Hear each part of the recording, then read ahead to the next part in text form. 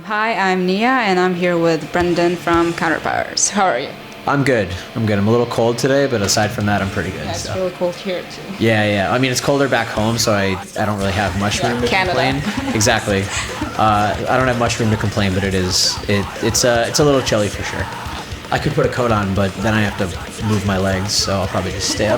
Probably just stay how I am right now. So why are there so many changes in the band?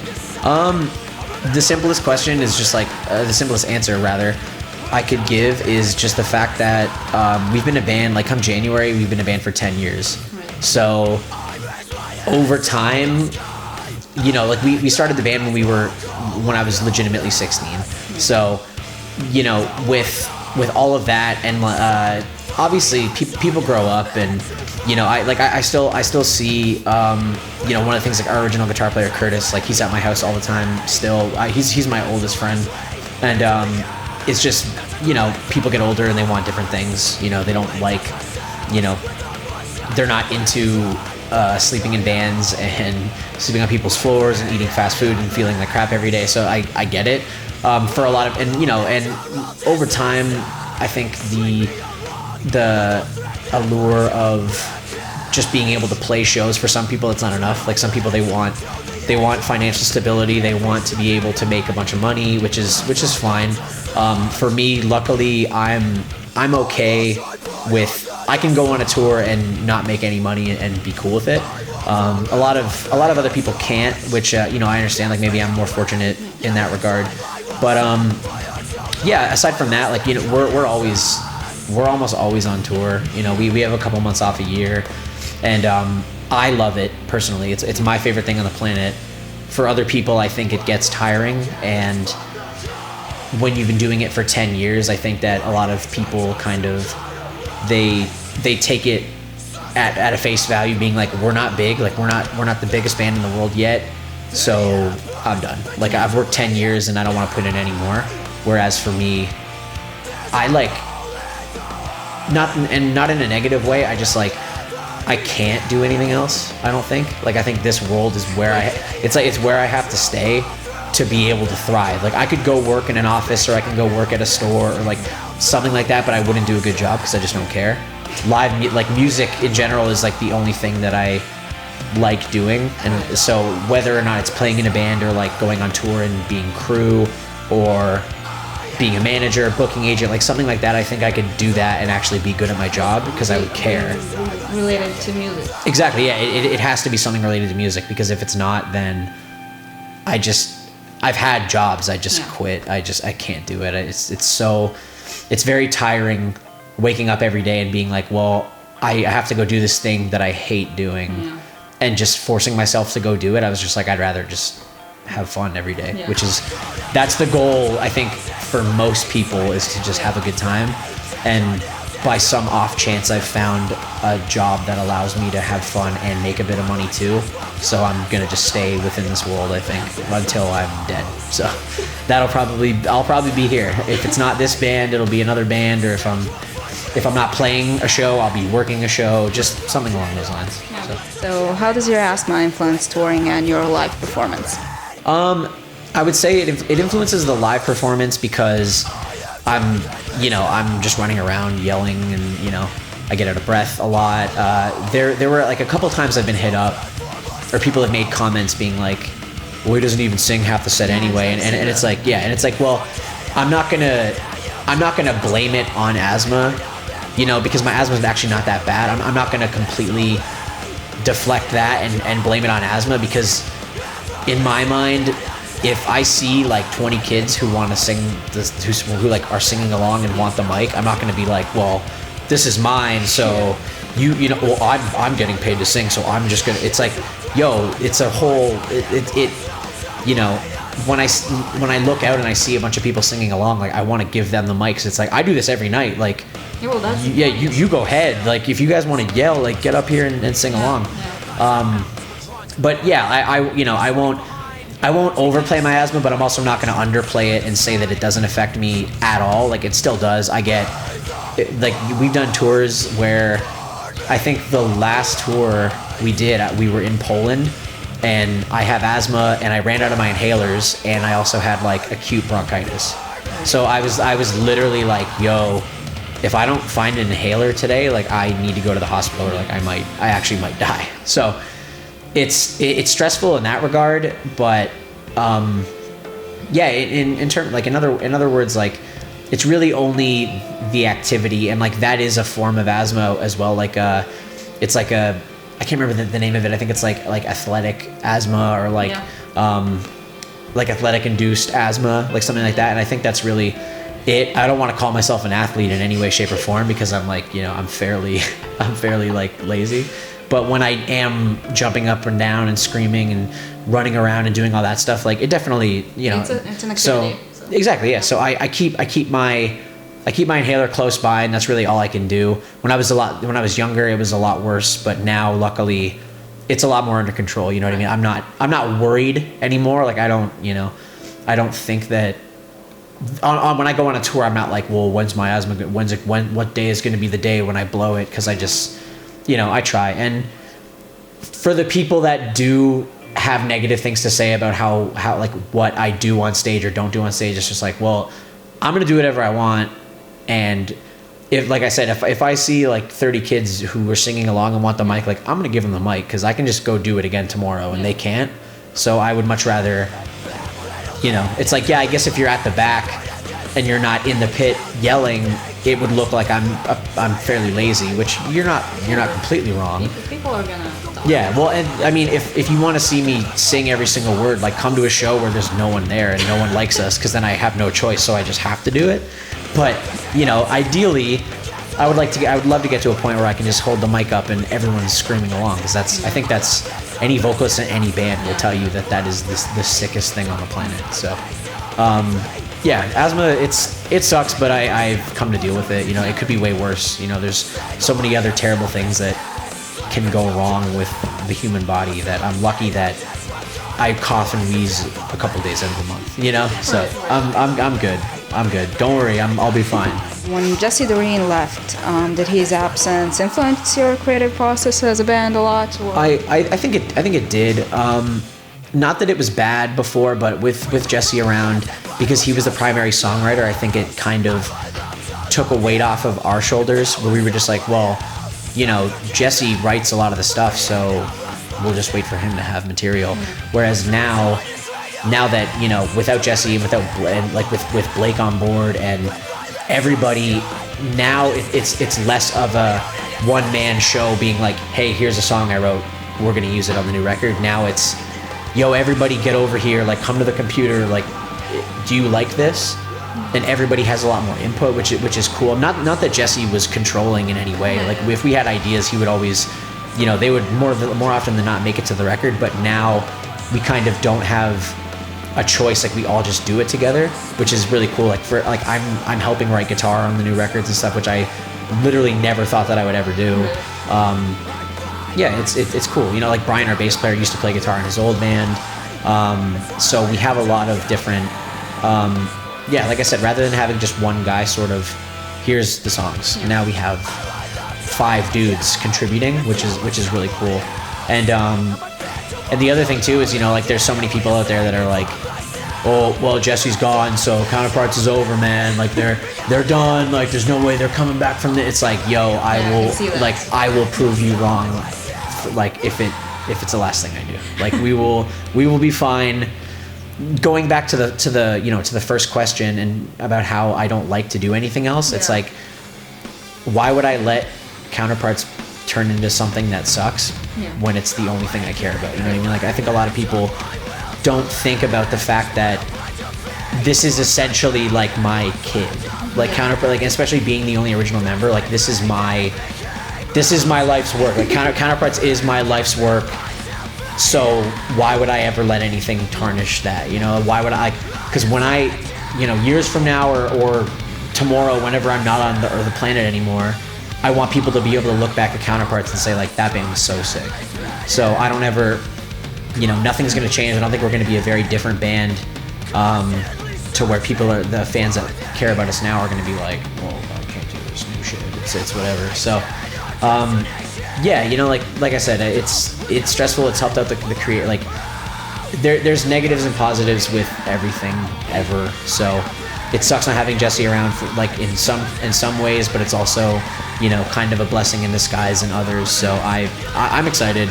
That's the main thing. Like I'm so stoked to go. We're recording like early in the new year, so we have it booked. Like we're doing another full length, So I'm not worried in the slightest, and I don't think anybody else should be, And worst case scenario, like those songs aren't gonna materialize. Like they're not gonna just turn into dust, and you'll never be able to listen to them again. They're on Spotify, they're on Apple Music, they're on LimeWire, Napster, Kazaa. It's all just ready to. You can just listen to those if you don't like the new stuff. So. But I think you will. I would hope. So I don't. Like I said, it's not gonna be. I'm going. Perfect. Love that. You have one fan, so perfect. Good enough. That's all we need. Okay. One person to take the mic when I'm having an asthma attack is all I need every show. So. Can we look forward to seeing you maybe on a tour around Balkans or Serbia maybe? I would love to. I don't know why we haven't played Serbia. It's strange. There's actually there's a whole bunch of places that I hear that people really like us. Like a friend of mine from Israel said that Israel's they love our band. Places like the Philippines and Indonesia and all these places. And other parts in Europe, like Russia and stuff like that. I always hear that people want us to come, but then for whatever reason, I think that we book tours and we send out offers being like, hey, we're willing to come. Like you said, you traveled 8 hours to be here today. It's like, well, you did it on a bus. Like we could easily do it. Yeah. So, but I think maybe it's just timing or, maybe certain. A lack of knowledge in terms of, not knowledge, I shouldn't say that. I should say maybe certain the booking agents are just maybe we shouldn't go, or maybe we should hold off until it's going to be some big thing. But I would love to go. If you're a promoter in Serbia watching this, I would love to come through. I think it would be sick. So there's not a lot of places that. Well, there's nowhere that we've collectively decided we're never going there. Right. We will always go to. Aside, maybe if we went to some place and got shot at, we'd be like, hey, maybe we shouldn't go there anymore. That's a little scary. Maybe. Maybe. But even then, I bet you any money the next tour we did would be like, oh well, the first date is the place that we. But I would love to go. There's not, like I said, there's not too many places that I am not looking forward to going, because anything that gets me out of my house I'll take it. Again, to go back to the first question, this is the only thing I like, so. I want to do it as much as I possibly can. Do you ever wonder, because your lyrics and messages in the songs are mostly dark and deep, that maybe they can influence someone in a bad way, or maybe they can be misunderstood? Yeah, I've thought about that, especially with tragedy, because of how, I guess, negative the content is. But in my mind, I don't think that somebody in a good state of mind, or coming from a place of good mental health, can listen to Counterparts and be like, oh, I want that to happen to me. I want to be upset. I want to be miserable. I want my life I want to have all these challenges. I don't think anybody's necessarily looking for that. And I think that, if you're somebody that hasn't been through what I have, maybe you might not, if you can't relate to what we're talking about a lot of the time, I think we very likely will not be your favorite band. I think that the people out there that love our band and, have been following us for years, they like us because of the lyrical content. Not to discredit the music in any way, but I think that there are people that love the band, and we may be, up there in terms of favorite bands because they can look at the lyrics and go, okay, this makes me feel something. So I love this. Whereas, if you have a perfect life and you're insanely happy and you're doing great, you might not care about Counterparts. It might just not be your thing. You might be into, happy, everything's okay, summer jam, pop punk, which is fine. Listen to whatever you want. I'm not going to tell you what is, what's real music and what's not, but the lyrical content of Counterparts, that is my contribution to the band. So I'm gonna write about what I know and how I feel, and it's a bittersweet in a way, because so many people can relate to it, but it's also a bummer because it's like, well, I felt like shit. So you feel like shit too? Like that sucks, you know? But it also helps in a way, so. Of course, yeah. And so many people have come up and said, you know, hey, like, you know, your music has really helped me when I've been depressed. And it's just like, well, that's it right there. Like, you know, if I wanted to work in an office and make, you know, $100,000 a year or something, I could do that. But I think that's the payoff, you know, that and being able to live with my parents because they don't make me pay rent, you know. So that you know, people being able to get something positive from such negative content, I think that is what keeps this band going, and at least that's what keeps me going, you know. The fact that I'm not the only one that feels like shit a lot of the time, you know, it's oddly comforting in a way that, you know, people can be like, hey man, I'm right there with you, like I feel like shit too, and it's like, all right, well, we're good then. I guess I have one friend out there. So, exactly. What are your plans for the near future regarding the band? After this tour, we'll be home for Christmas, and then January we're doing Australia with Every Time I Die and Let Live, and then after that we're like off for 4 days. Then we're doing like a Japan tour with Expire, actually. So, and then now it just got announced, like March and April we're doing Census Fail's like 15-year anniversary tour in the US and Canada. So we're doing that, and then that's all we have booked up until now. I'm sure there'll be summer plans for us. Like I'm sure like maybe we come do the festival thing over in Europe again. But yeah, and obviously, you know, February, May, yeah, like we'll be recording for sure. Yeah, we'll like there'll be a new record. I wouldn't doubt that the record will be out either like late summer, beginning of fall 2017. But yeah, we're fairly busy. Like I'm booked up until, you know, the end of next year at this point. So I'm sure Europe will be on that list. Hopefully Serbia will be on that list in the future. So do you have any messages for your listeners in Serbia? Just like thanks, like thank you for caring. I'm sorry, first of all, that we've never been. That is something that I would like to change. So like I said, if you're a promoter or you know a promoter or something, you know, hit us up. Like, you know, we're all of our booking information's on Facebook and everywhere like that. We're fairly easy to get a hold of. So if it's something that people in Serbia want, if they want us to go, we just kind of have to hear about it and we'll make a plan to go. So if I could get a hold of you.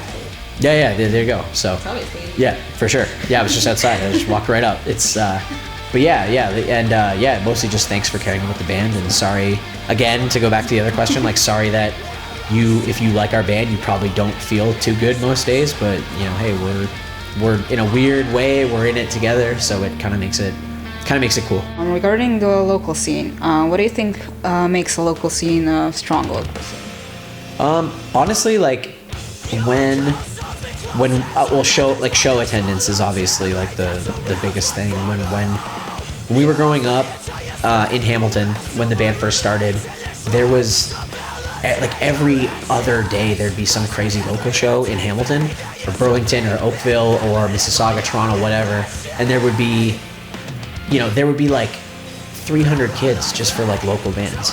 And I think it's because at that point that was the coolest thing that you could do.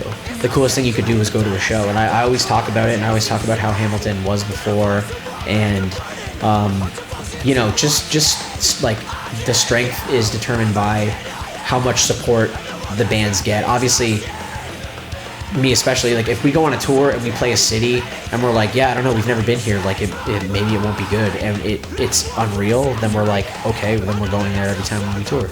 So it's that is the strongest thing, is like just getting your friends out to shows. And I know that not everybody can afford to just go to a show every night and, you know, pay all this money, but you know, it's like the other thing too is like starting bands and having a strong, like actual local bands in the area with a revolving door of like, well, this band could open the show and this band could play and this band's going to do a headliner show with all their friends. And you know, when you have that sense of community, everybody wants to go, because I mean, I don't know a lot of people that would rather spend a night alone than go hang out with their friends and have a good time and, you know, drink or whatever you want to do. But that to me is the strongest thing, because then, you know, when the local scene is strong, then that means that when a touring band comes through, the shows are going to be that much crazier, and there's no shortage of local bands, there's no shortage of like ways to get kids out to shows. And you know, in terms of getting it to that point, you know, like I said, you just gotta get kids out. You gotta get them excited to go to shows again. Because I think where I'm from specifically, there was a year-long, like years, where there was no shows in Hamilton, or if there was, they did not do very well. And I think that, you know, if they would have happened 3 years prior, they would have been insane. So, yeah, just like any aspect of life, like just take care of each other and make sure that it's a good vibe all around, and that'll make everybody want to roll out and just like have fun and, you know, party with their friends and see bands they like and, you know, stage dive or mosh or sing along or whatever. It's cool. Yeah, like that was my favorite thing to do growing up. So if it's not yours, whatever, you know, maybe you like playing sports, but I was always bad at sports, so I was good at yelling. So that's how I ended up here. So What's your best and what's your worst memory on tour? Well, I think the worst is probably like whenever I would get bronchitis and I like, you know, being stuck and almost dying because of my asthma. But the coolest thing about touring is just hanging out with your friends and being able to play cool shows. I mean, this tour specifically, we're on a bus right now with Expire, Knock Loose, and Landscapes. And I've known all of those guys. Like Landscapes, we just did a tour with in the US, like our headliner with Expire and Knock Loose. Landscapes, our first time in the UK. Right after that, we did Europe with Landscapes. So we've known them for years. I was kind of fortunate because I had to introduce myself to 2 people, and everybody else was like a close friend of mine. Some of the other guys had to meet some people and whatever, but it's the coolest thing in the world. Like before I came up here, we were just in the bus, just like hanging out, listening to music, making jokes, and it's like, yo, I love everybody on this tour. Like everybody is like one of my homies. So that is hands down the best part about touring. And then if the show is amazing too, like being able to come off of a bus with all of my boys and then go and play an unreal show, it's just like this, it just reiterates like, yo, I made the good choice. Like I didn't go to college and I was like broke as hell for years and years, but like now it's fine, it's finally paying off. So yeah, it's cool.